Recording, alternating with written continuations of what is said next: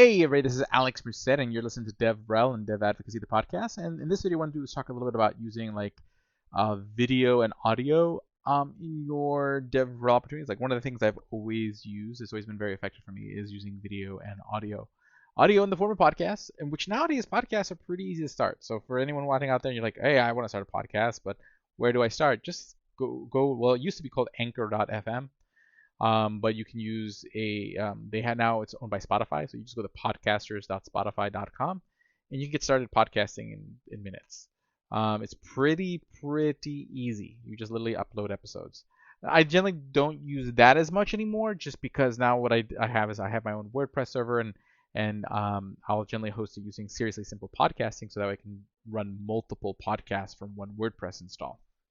Although I still use Anchor for a lot. Anytime I share a podcast with someone else, and we both want to be able to access that dashboard.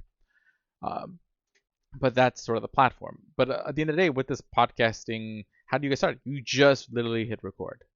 Okay, I mean, at the end of the day, every podcast should kind of have its mission.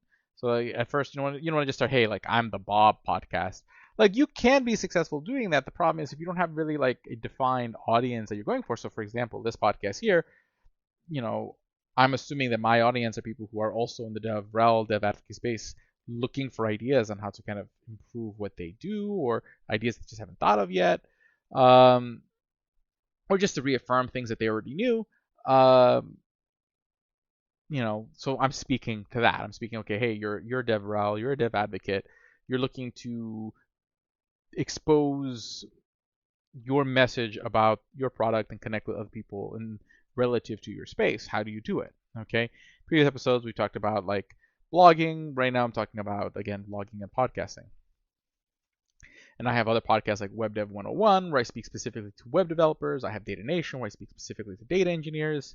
And I basically what I do is I think about the name makes it clear like who your audience is. Two, the content is specific to what that audience would find interesting or valuable.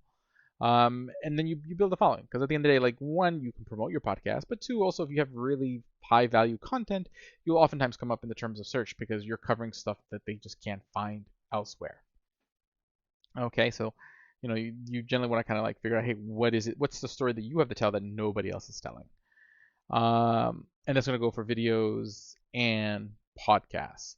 But nowadays, when it comes to like other things that people find like, okay, well, how about podcast art? What do I do? You can use something like a Canva, or I use Adobe Express. I love Adobe Express. Actually, what is it called now? Is this what called Adobe Express? Let me take a look at my phone here. Yeah, Adobe Express. It used to be called like Adobe Spark Images, but that's worth every penny. I think just for the Adobe Spark apps, it's just like, I don't know, was it like $60 a year or something? It's like not that much. Okay, relative if you need to buy the whole Adobe Creative Suite. And honestly, you can do most things with Adobe Express that you need to do. Okay, so basically when it comes to, creating like my images, I'll use Adobe Express and you can create the images really easily. If I need, a cartoon image, I'll use generative AI like Midjourney to generate like a cartoon version of myself, and then I can remove the background and put it into an image with some fancy fonts using Adobe Express, and now you have a thumbnail for your podcast. Easy peasy. Okay, now as far as video editing goes, generally most like when I do like tutorial videos, there's really little editing involved. I'm essentially just recording myself using OBS and recording my screen and delivering a tutorial. Okay, if you haven't used OBS, I have a video on YouTube. If you look up just like Alex Merced, programmer, OBS, you'll find the video where I walk through how they use OBS for recording videos on your screen, and it works really well. Okay, but sometimes I'll be trying to do more animated videos that have like a little bit more going on that does require editing, and for that I'll use VideoLeap. It's actually a mobile app that is fantastic. It's like having Final Cut Pro on your phone. You have the ability to kind of set up your layers and animate those layers, and you can do it all with like touch, which makes it really easy to kind of like really pinpoint where I want things to be and when I want them there. I find it to be a very pleasant experience as far as video editing, straight from my phone. And basically one where I get a lot of mileage out of. So if you want to do like video, create your own video bumper for your YouTube videos and whatnot. I don't, a lot of my developer advocacy work, I don't necessarily do video bumpers at this point. Oftentimes, most people don't want to sit through like 3 seconds before their video starts anymore. They just want to kind of get right into it. So, but you can do that. And same thing with podcasts. I don't really necessarily do like an intro music anymore, just because like most people really just get straight into it. Um, I find like if I put in like music, if it goes longer than 3 seconds, you're gonna lose people. They're like, okay, yeah, I'm done. But yeah, so then it's just the supplements. Like what I try to do is like I'll record a video that'll go like on a YouTube, but then I can strip the audio and then I can go onto a podcast. Okay, and now you have two pieces of content. You have a video and audio content from really one effort, and this could be done with like your webinars. So if you're at a company that has webinars, you can turn those webinars. That's what we do with like Gnarly Data Waves at Dremio. And Gnarly Data Waves is a live broadcast we do every week, talking about the data lake and the data lake house, having a different like presenter each week. So that'll be live on every Tuesday, but then it gets put on. The video gets put on YouTube and Spotify, and then the audio is available like on iTunes and other podcast outlets. So you have a lot. You take that one content, you can distribute it through many channels to access many people. But that's the idea. The idea is you want to reach. Now, what some people do is, and I've done this in the past too, where they maybe do it too many channels. You really want to hit all the main channels, which is just basically podcasts. You just want to be in all the major podcast directories. Which if you're using podcasters for spot, once you get on the podcast directory, you never really need to touch it again. So there is no problem with ever adding your podcast to an additional podcast directory.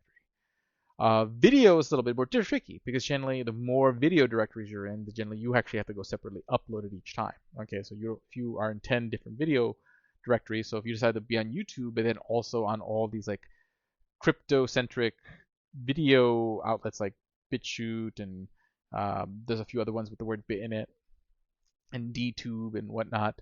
Well, you have a limited audience and you're spending a lot more time having to do those additional uploads. Some of them have like features to help pull those YouTube videos, but at the end of the day, like you're probably going to get the mileage you need out of YouTube, and then you'd maybe want to post it on like LinkedIn and Reddit or something, or you even post a link to the podcast or the YouTube video from on Reddit or something like that.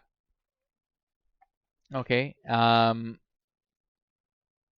Always good tips to kind of put in content. Again, things I need to be better with is like asking a question. So like at the end of your episode on YouTube, say, hey, ask a question, put comments because you want people to engage with your content, and also encouraging them to hit that like and subscribe button. If you've watched a lot of YouTube videos, you've probably seen people do this a lot.